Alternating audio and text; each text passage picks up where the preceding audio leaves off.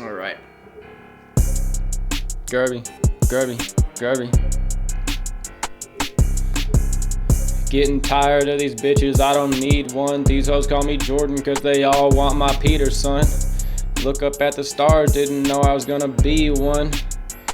Walk around like a monk, where'd I get this inner peace from? Look, yeah. My energy is manic, my value's Abrahamic. I'm chilling in a hammock, I'm about to eat a sandwich. When the Twin Towers got hit, that was kinda hectic. Let's get right into it. Not that long ago, I made a Google form asking your most brutal blackpilling moment. A blackpilling moment, I guess, something that gives you a dark realization about human nature or the world in general. Let's see what you put. Let's get right into it. Out to Westlow for the beat. What if instead of King Von, he was named Kink Von? And instead of dying, he got freaky. Thanks for that beat. Alright, well, starting off hot. German boy. My two best friends are much larger and physically more fit than me. They both have a girlfriend and both had lots of dates with multiple women. Meanwhile, my small, ugly ass is hanging out with them holeless. They both kept telling me that everyone can find a girl and it's super easy. We made a bet. They will use my Tinder account for a month to find a girl for me, and they didn't get a single match. That a big oof. Well, I mean, a lot of more attractive guys are pretty clueless about how it is, I guess, but you can't use Tinder if you're not immediately attractive. That's like playing basketball if you're like an Indian guy, or like going to a mosque if you're gay. It just really doesn't make sense. John. I once was called to my boss's office at work, and when I came in, there were two girls I worked with there too. It was explained to me that the girls had on many occasions tried to injure me in the office to get me to stop working with them because, as they put it, I was just some short, fat, ugly man that they had to work with, and they thought if they got me injured enough to not work there anymore, they would get a better looking male. All right, is this real? I don't know, the way they would get a better looking male colleague to take my position. I was 19 at the time and actually in the best shape of my life at the time, so I don't know what they were talking about. And they were probably 20, 21. I know this exact information because they posted their plots and ideas over their social media private stories, which someone else in the office was a part of, and they reported it to the boss. They were fired, and two more women took their place. I have no idea how they think of me and if they think similarly, and likely they do. Yeah, I mean, if that's real, that's pretty fucked up. They're just trying to harm you because they can't even stand your presence. I'm skeptical, but I don't know. I guess it could be. I mean, how fucking ugly are you, bro? These bitches are preying on your downfall in the workplace. Landed. I have a cousin who has been going to a college, a Christian university, I think. He had a longtime girlfriend.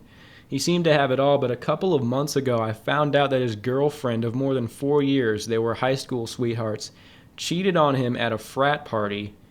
Now, I already thought he was cooked, but apparently he found out in the worst way possible. The guy she cheated with filmed the whole thing, posted it on Snap, and the clip spread like wildfire. Yeah, I mean, that's believable. And that's really bad. But the thing is, like, why is she at a frat party? I guess maybe he didn't know where she was. But I don't know. I feel like a guy who, if they're high school sweethearts, he might just, like, actually have genuinely trusted her. Not cared where she was. See, people don't realize how crazy it is. The technology that allows this to happen is, like, only 10 years old. There's no other part in history where your shawty could simply just get dug out. It's all filmed. It's all visually recorded, and then it rapidly circulates to everyone in the community, and then you see it. That hasn't happened. It's so crazy. And that's just gotta be, I don't know if the human soul, like the human brain and soul, isn't prepared to take that kind of shit. I was never popular with the ladies. Loner throughout high school and first 2 years of college, 5'5" and sub 5. When I transferred to my university, I thought that it was now or never. I started working out, eating better, and even hired a pickup artist to help me with my game. Sadly, he couldn't prepare me for what was about to become. What are you, foreign? I went out to a club with only 2 friends. I had a little to drink and sat down at the bar to scope out a potential babe. To my surprise, a decently attractive foid. Foid. I remember seeing that shit when what does that mean? Foid. Femoid. Word. Okay. Yeah, so you sat down to this foid. She struck up a conversation. Things were going well until she asked me to get up and dance with her.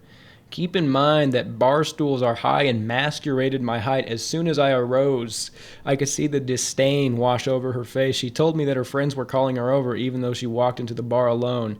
I begged and pleaded to dance. Okay.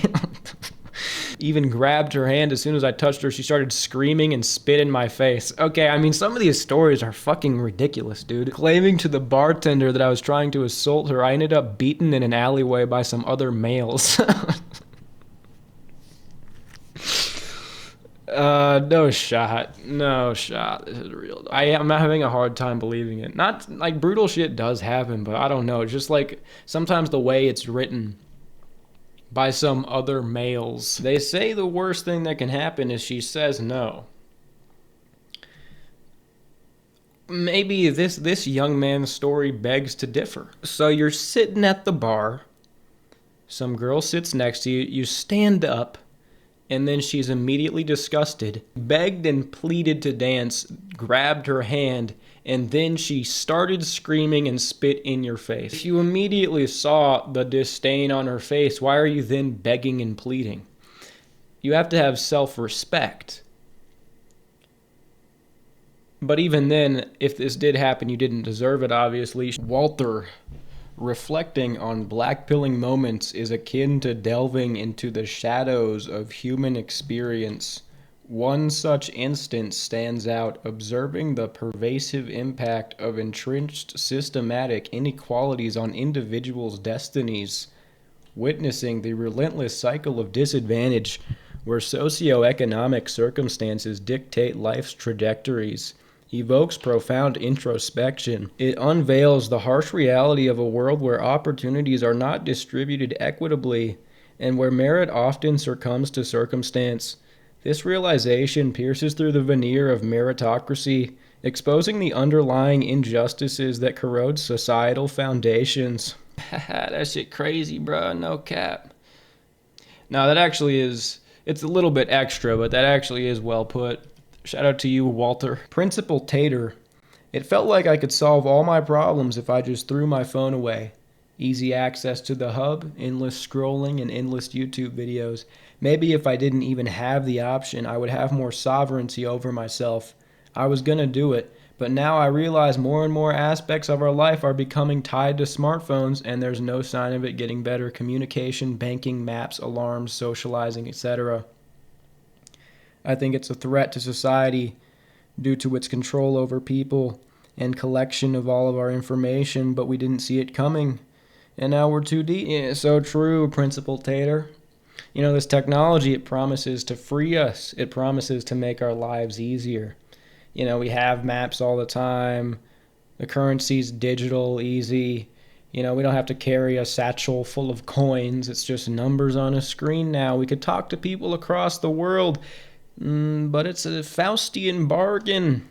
We become beholden to these technologies and then they make our life infinitely more complicated. I drove with my crush to a party and accidentally walked in on her getting her cheeks... I drove with my crush to a party and accidentally walked in on her getting her cheeks clapped by some older dude I saw her speak to for like a total of 1 minute, who didn't even go to our school. Had to drive her home an hour later. That car ride back must have been brutal. I would have just left her there. That's what you should have done. Just like, walk home, you fucking scoozy. Bankroll Joe.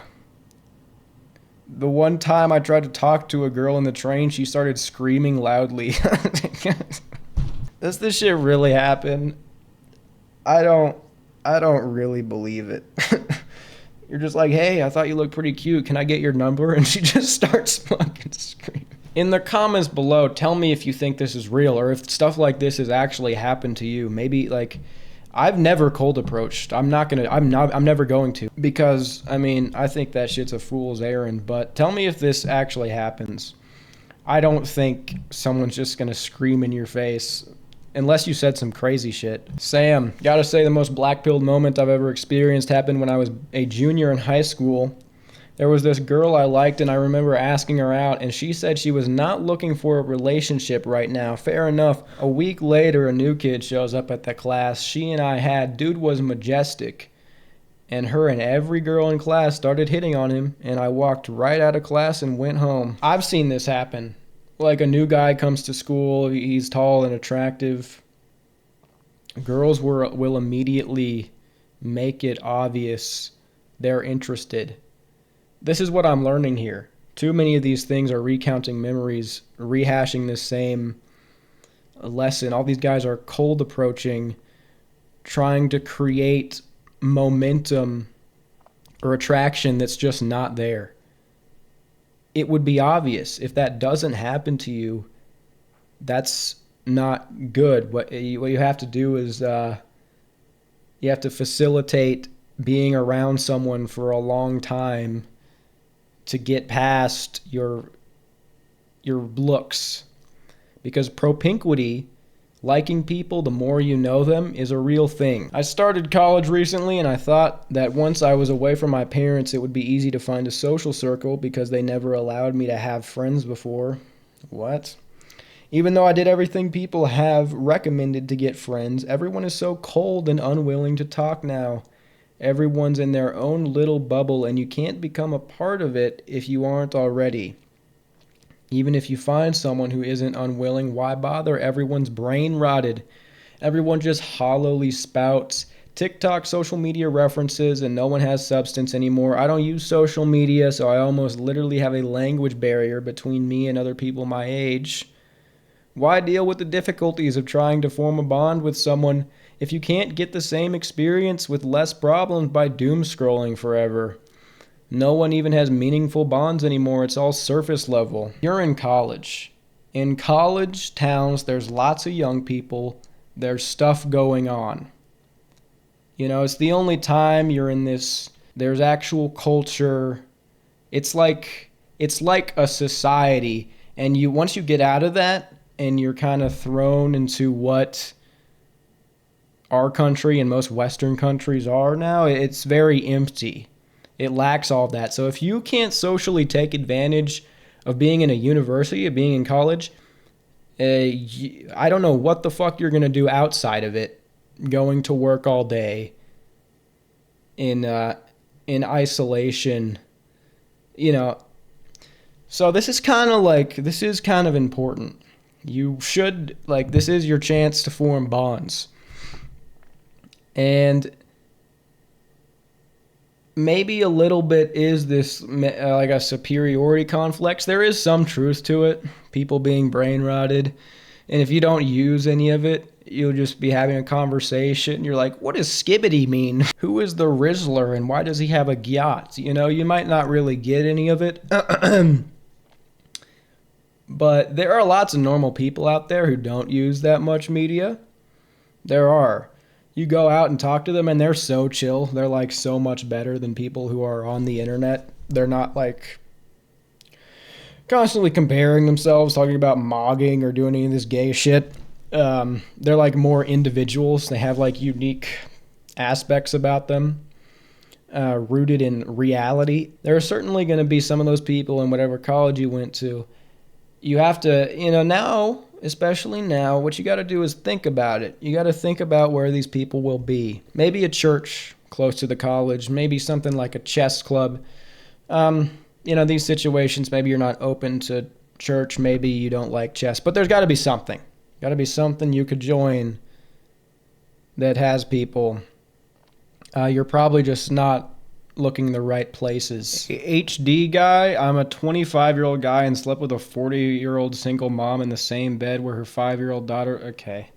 There's this ping pong social club in my city where a lot of people come to play a ping pong and make friends. No shot you met this bitch at a ping pong club, dude.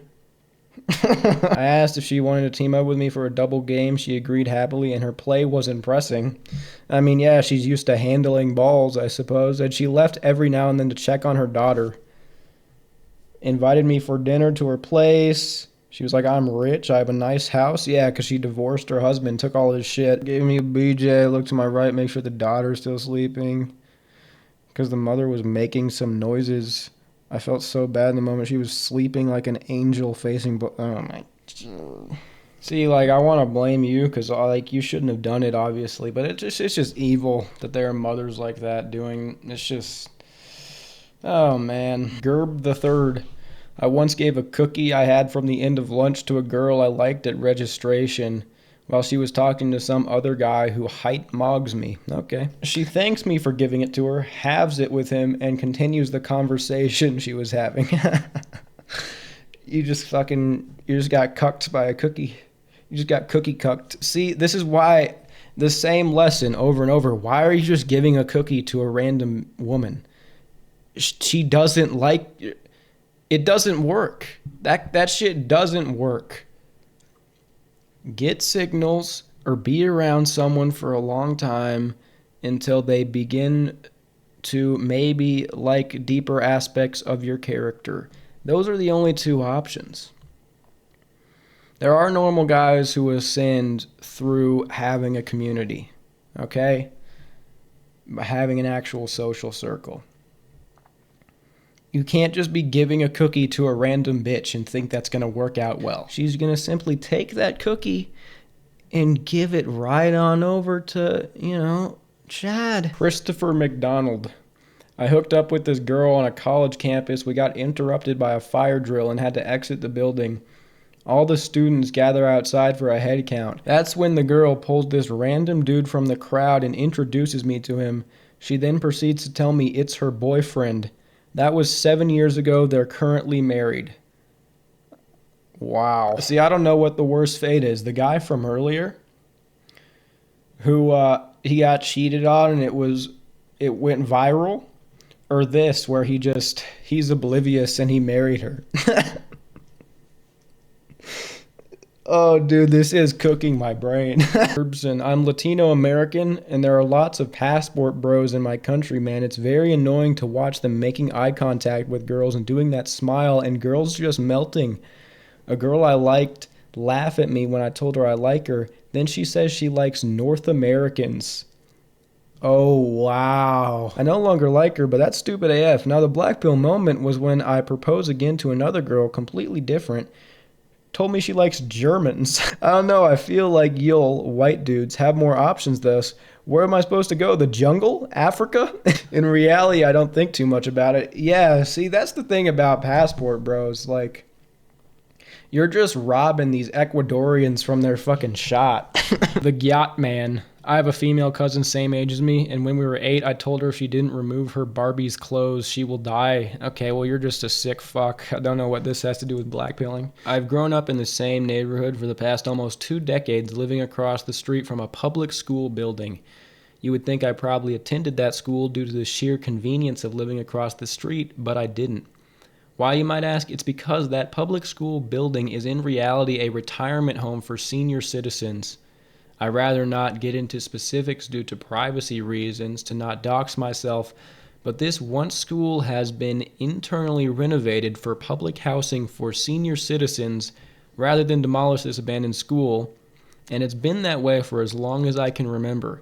It legitimately still looks like a normal public school from the outside, yet ironically children are one of the last things you expect to see in that building nowadays. Thanks to watching your videos, I realized that I've had literal proof of the aging demographic situation under my nose the whole time, making this one of the most brutal blackpilling realizations I've made thus far. Now every time I walk by the place, I can't help but look at it as an omen for things to come. From seeing the faces of the elderly, some new as they're just moving in, others I don't see anymore, assuming they passed away, sadly probably alone. I can't help but think of an alternative timeline where the building was an actual school, and how that would have affected my upbringing, having a thriving community of people my age around nearby me instead of having mostly geriatric people in my vicinity.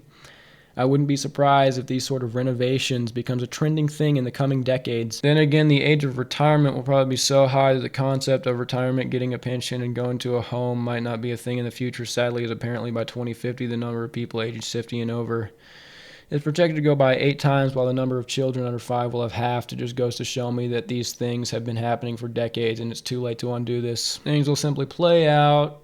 We'll be all dead. The issues will persist, if not worsen. It'll be a long time for things to get better. The best thing I can do is move with a sense of extreme urgency to create the most decent, comfortable life I possibly can for my loved ones and to shield ourselves from the slow, subtle collapse of this postmodern society. That is very brutal. It's just true. It's just true. It's a subtle thing that a lot of people don't realize, the demographic thing. All these kids growing up without siblings, possibly even single mothers or helicopter parents in a geriatric society with the internet, it just kind of blows.